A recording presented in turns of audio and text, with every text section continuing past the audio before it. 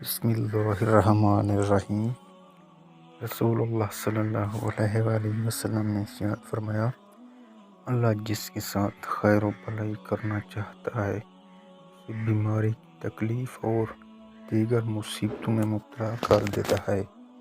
صحیح بخاری حدیث نمبر 5645۔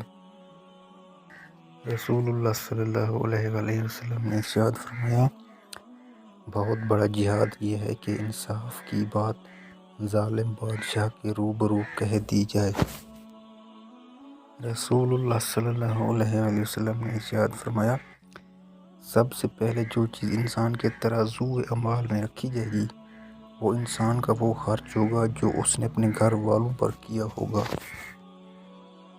رسول اللہ صلی اللہ علیہ وآلہ وسلم نے ارشاد فرمایا، جو شخص استغفار میں لگا رہے اللہ اس کے لیے ہر دشواری سے نکلنے کا راستہ بنا دے گا، ہر فکر کو ہٹا کر کشادگی فرمائیں گے، ایسی جگہ سے رزق بنا دیں گے جہاں اس کو گمان بھی نہ ہوگا۔